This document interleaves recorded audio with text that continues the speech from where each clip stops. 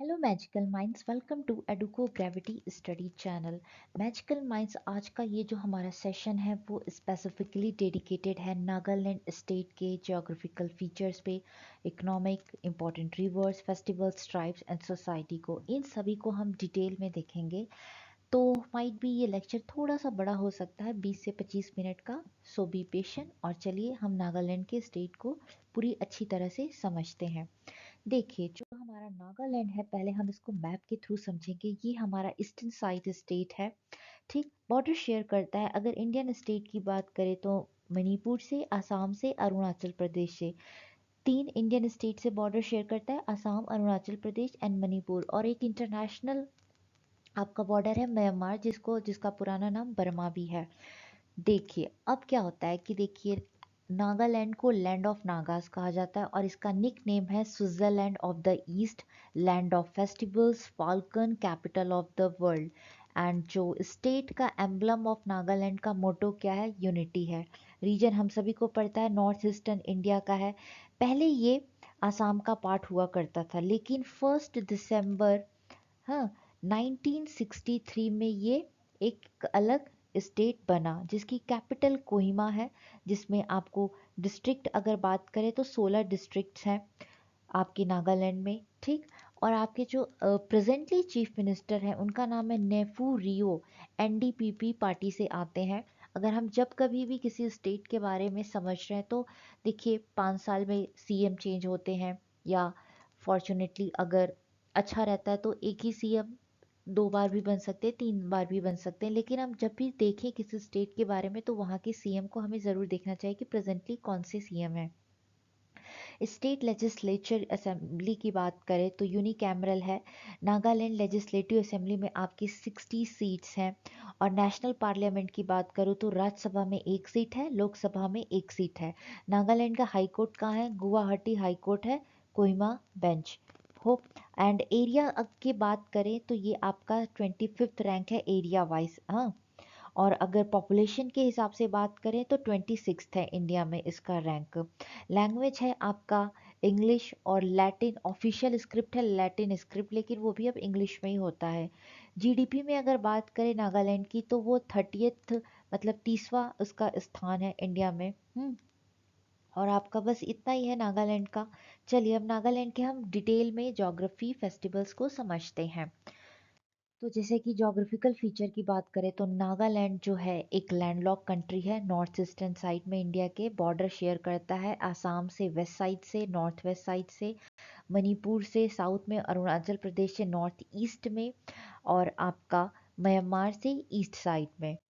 फिर नागालैंड जो है एक माउंटेनियस स्टेट है, मतलब प्लेन, थोड़ा बहुत प्लेन मिलेगा, लेकिन जो मेन इसका मेजॉरिटी ऑफ लैंड है वो माउंटेनियस है, जिसका एवरेज एलिवेशन है 1800 मीटर, मतलब कि 6000 feet above the sea level. और नागालैंड की हाईएस्ट पीक है, उसका नाम है माउंट सारामती। तो एक क्वेश्चन यहाँ पे बनता है कि माउंट सारामती किस स्टेट में है और किस स्टेट का हाईएस्ट पीक है? तो ये है नागालैंड का हाईएस्ट पीक, जिसकी टोटल आपकी लंबाई है, मान लीजिए, 3826 मीटर। क्लाइमेट की बात करें तो ट्रॉपिकल मॉनसूनल है। समर जो होता है हॉट होता है, ह्यूमिड होता है, और टेम्परेचर जो है 35 डिग्री सेल्सियस तक पहुंचता है। यहाँ के जैसे नहीं होता, प्लेन के जैसे। 35 डिग्री अच्छा है, अच्छा माना जाता है। तो ये अच्छा है, हम हमारे अगर हम प्लेन के हिसाब से बात करो तो ये बहुत अच्छा है। फिर विंटर जो आपका होता है ठंडा होता है, कूल एंड ड्राई, सूखा। टेम्परेचर जाता है आपका 10 डिग्री सेल्सियस तक नीचे। फिर अगर रिवर्स की बात करें, जो नागालैंड के इंपॉर्टेंट रिवर्स हैं उनके कुछ नाम इस तरह से है: डोयांग रिवर, दीकू और बराक। डोयांग और जो दीकू रिवर है वो नॉर्थ साइड स्टेट से फ्लो करते हैं, और जो बराक रिवर है वो साउथ साइड से।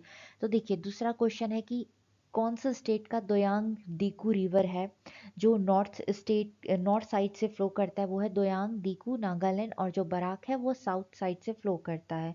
मेजर सिटीज की बात करें तो कोहिमा आपका कैपिटल है, फिर दीमापुर है, ठीक। फिर आपका नागालैंड जो है वो it is a home of diverse population over 1.2 million people. And majority of जो पॉपुलेशन है वो नागा है। बट उनके जिसमें आपको इंक्लूड है कुकीज़ हैं, आसामीज़ हैं और मेतेई पीपल भी रहते हैं। ऑफिशियल लैंग्वेज जैसे मैंने बताया इंग्लिश है, और जो अपने ट्राइबल पर्सन है उनके अपने फोक लैंग्वेजेस हैं, ये सारी भाषाएं बोली जाती हैं। इकोनॉमिक की बात करें, नागालैंड की इकोनॉमिक कुछ एग्रीकल्चरल बेस्ड है, क्योंकि हम सभी जानते हैं कि ईस्टर्न स्टेट्स में अभी उतना डेवलपमेंट इंडस्ट्री का नहीं हुआ है। तो most of the economic activity है वो आपके फॉरेस्ट्री बेस्ड हैं, एग्रीकल्चर बेस्ड हैं, और तीसरा जो है वो टूरिज्म। टूरिज्म के लिहाज से जो आपका हमारा ईस्टर्न स्टेट्स हैं दे आर ब्यूटीफुल। अगर वहाँ चले गए तो हमें फॉरेन जाने की, वेस्टर्न यूरोप जाने की, स्विट्ज़रलैंड जाने की ज़रूरत नहीं पड़ेगी, ये खुद में इतने खूबसूरत हैं। फिर हम बात करेंगे मेन क्रॉप्स की। नागालैंड का जो मेन क्रॉप है वो राइस है, मेज़ है, मिलेट है और वेजिटेबल्स हैं। फॉरेस्ट प्रोडक्ट के लिए भी फेमस है, टिम्बर हो गया, बैम्बो और केन। बैम्बो से बहुत सारी चीज़ें बनती हैं, मैट, चेयर, ये सारी चीज़ें नेशनली भी एक्सपोर्ट होती हैं और इंटरनेशनली भी। फिर टूरिस्ट का तो अट्रैक्शन है ही ये internationally. Nagaland beauty, natural beauty आपको मिल जाएगा, कल्चरल डाइवर्सिटी है और हिस्टोरिकल साइट्स देखने को मिलेगा। तो जब भी टाइम मिले नागालैंड जाएं, मणिपुर जाएं, मेघालय जाएं, अरुणाचल प्रदेश जाएं। फिर अब चलिए, हिस्टोरिकल प्लेसेस भी हैं नागालैंड में। हम सभी को कोहिमा वॉर सिमेट्री के बारे में पता है, जो 1944 में लड़ी गई थी, बैटल ऑफ कोहिमा के नाम से फेमस है। इसको बहुत ही अच्छी तरह से मेंटेन करके रखा गया। आप जब भी नागालैंड घूमने जाएं तो अपनी फैमिली के साथ जरूर कोहिमा वॉर सिमेट्री को देखने जाएं। ठीक। फिर उसके बाद है कचारी र्यून्स। कचारी र्यून्स जो है वो एंशियंट कचारी जो किंगडम थे उनके कुछ रिमेन्स बच गए हैं, जो कि माना जाता है 10 to 13 सेंचुरी के बीच में ये फ्लरिश हुआ था। हाँ, और ये दीमापुर में इसको सही अच्छे से प्रिजर्व करके रखा गया है। फिर उसके बाद बात करेंगे Naga heritage village. Naga heritage village एक लिविंग म्यूजियम है, जो दर्शाता है कि किस तरह से डाइवर्स कल्चरल ट्रेडिशन को किस तरह से प्रिजर्व करके आज भी रखा गया है। वहाँ जाने से हमें वहाँ की नागा कल्चर के बारे में, उनके ट्रेडिशनल होम्स, विलेज, इन सब चीज़ों के बारे में पता चलता है। फिर ज्यूको वैली है। ज्यूको वैली बहुत ही ब्यूटीफुल है, ईस्टर्न हिमालय में है आपका ये लोकेटेड। ये अपनी ब्यूटी के लिए इंटरनेशनली फेमस है, बाहर से, इंडिया के बाहर से भी लोग आते हैं इसे देखने के लिए। It is a flourishment of flora and fauna, variety of flora fauna आपको देखने को मिल जाएंगे, इंक्लूडिंग ये आपको कुछ ऑर्किड्स, बगीचे, बाग बगीचे देखने को मिलेंगे, साथ में वाइल्ड लाइफ आपको एनिमल्स देखने को मिलेंगे, एलिफेंट्स, टाइगर्स, लेपर्ड्स, ये सारी चीज़ें। फिर आता है जफू पीक। जफू पीक जो है वो आपका कोहिमा में है, और ये भी बहुत खूबसूरत है, एक अलग ही लेवल की खूबसूरती देता है। और वहाँ जाने से एक जो पीस रियल फील होता है वो, उसका कुछ मतलब कोई वर्ड आप एक्सप्लेन नहीं कर सकते वर्ड में। ये तो वहाँ जाके ही पता चलेगा आपको, अगर फिजिकली फील करना है तो यू हैव टू गो। जो पीक है, पॉपुलर है अपने हाइकिंग और ट्रैकिंग के लिए। फिर बात करेंगे खोनुमा विलेज। खोनुमा विलेज भी बहुत फेमस है, वहाँ का वो ट्रेडिशनल नागा आर्किटेक्चर, और वहाँ पे जो रेसिडेंट्स हैं वो रहते हैं किस तरह से, अपने लाइफ को नेचर से सस्टेन करके रहते हैं, मतलब कि वो नेचर से जो चीज़ को लेते हैं उसको दुगुना करके देते हैं। वहाँ पे आपको चले जाएंगे तो कोई आपको ऐसा कोई चीज़ नहीं मिलेगा जिससे आपको देखने को मिलेगा कि ये हमारे नेचर को पॉल्यूट कर रहे हैं। वो बहुत सस्टेनेबल लिविंग रहते हैं वहाँ के लोग। Number of traditional Naga houses देखने को मिलेंगी, जिसको उसमें से कुछ म्यूजियम भी बना के रखा गया है। अब बात करेंगे नागा ट्राइब्स की।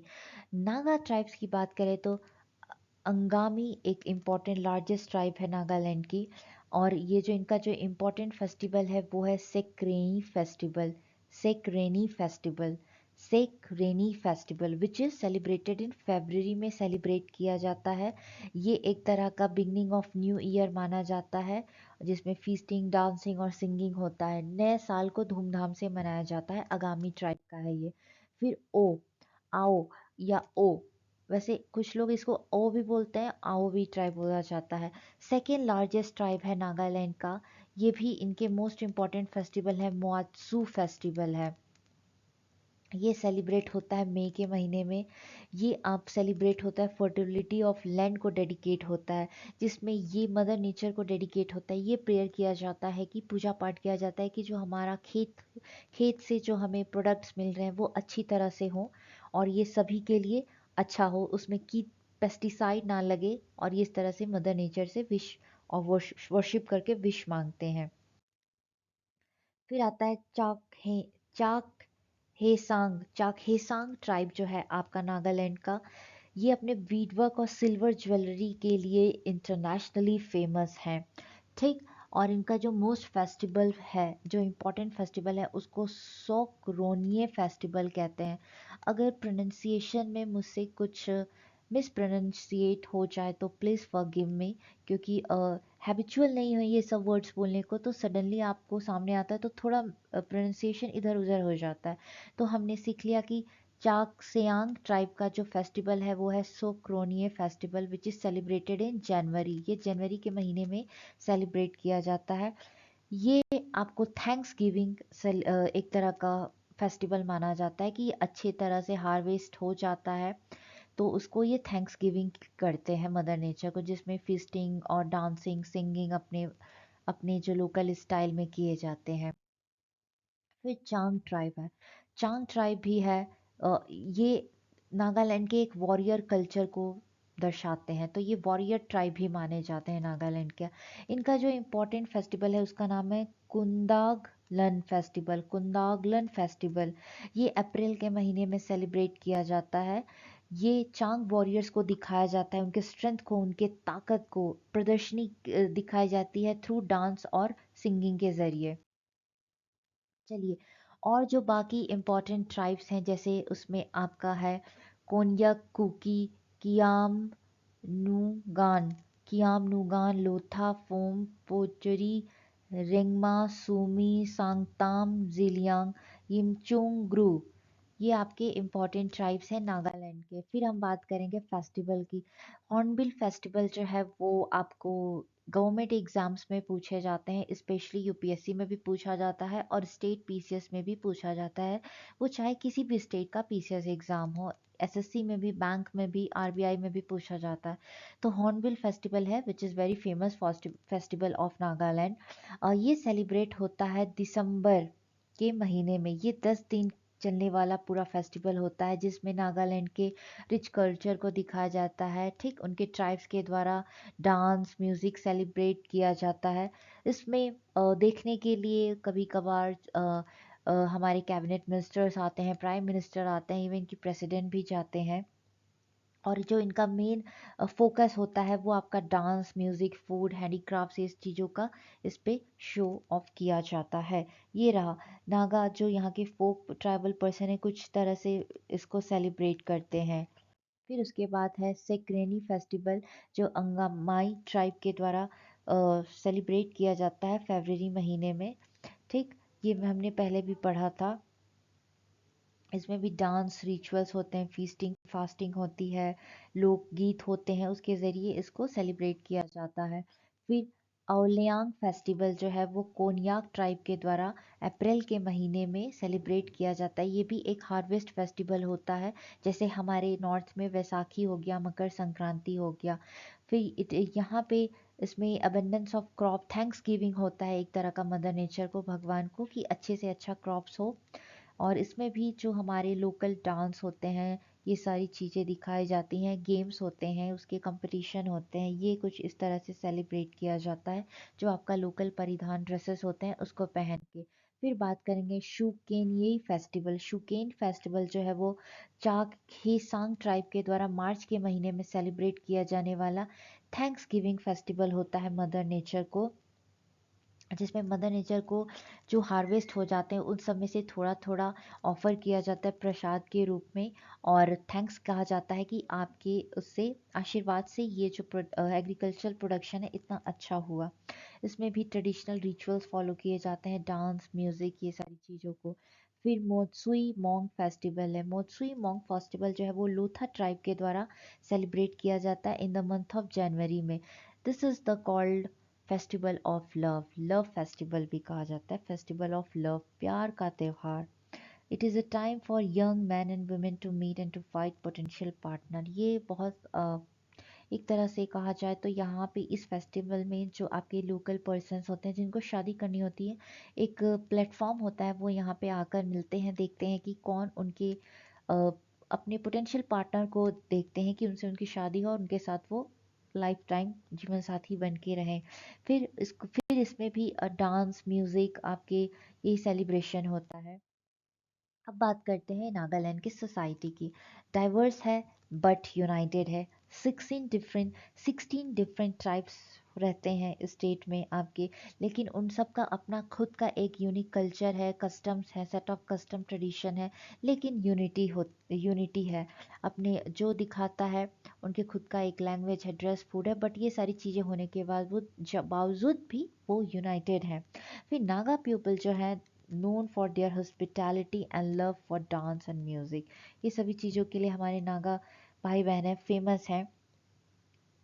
ठीक, और अपने कल्चर को किस तरह से प्रिजर्व करके रखना चाहिए, हमें सीखना चाहिए अपने नॉर्थ ईस्टर्न स्टेट से या हमारे दक्षिण के राज्यों से। वो किस तरह से अपने जो हमारे लोकल कल्चर ट्रेडिशन है उसको कितनी अच्छी तरह से फॉलो करते हैं।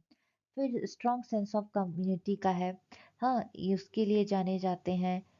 सब अपना बहुत अच्छे से क्लोज निट विलेजेस में रहते हैं, एक दूसरे को सपोर्ट करते हैं, रिस्पेक्ट फॉर एल्डर्स, अपने बड़ों को बहुत आदर सम्मान के साथ रखते हैं। वो उनको एक तरह से हमारे जो बड़े बुजुर्ग होते हैं वो कम्युनिटी के लिए बहुत अच्छे होते हैं, क्योंकि वो अपने पास्ट के एक्सपीरियंस से हमें ये भी बताते हैं कि फ्यूचर में हमारे लिए क्या अच्छा है क्या गलत है। तो ये नागा पीपल्स में देखने को बहुत मिलता है कि जो उनके घर के एल्डर्स हैं वो उनको रिस्पेक्ट बहुत देते हैं। वो एक सोसाइटी में बहुत ऑनरेबल पोजीशन पे उनको माना जाता है। ठीक, ये हो गया। फिर आपका फियर्स ऑफ इंडिपेंडेंस। नागा जो कम्युनिटी है वो कभी किसी से डरती नहीं है। They have self strong sense of self reliance, अपने पे विश्वास करते हैं, अपने कल्चर को प्रमोट करते हैं। ठीक, ये सारी चीज़ें हैं। Love for dance and music के लिए तो खैर हमारे फेमस ही है नॉर्थ ईस्टर्न स्टेट, और स्ट्रॉन्ग वर्क एथिक के लिए वो फेमस माने जाते हैं। Love for dance and music को देखें तो कोई भी नागा फेस्टिवल है वो बिना डांस और म्यूजिक के तो कंप्लीट होता नहीं है। ठीक, तो ये रहा हमारा नागालैंड और उसके important festivals, economic features, important reverse. Hope आपको ये समझ में आया होगा। डिटेल में मैंने समझाया है, इससे ज़्यादा एग्ज़ाम में नहीं पूछता है, तो मुझे जितना सही लगा मैंने उसके हिसाब से एक अच्छा आपको लेक्चर तैयार करके दिया है। होप आपको समझ में आया होगा। तो thank you so much and मिलते हैं नेक्स्ट सेशन में। तब तक के लिए take care yourself, bye.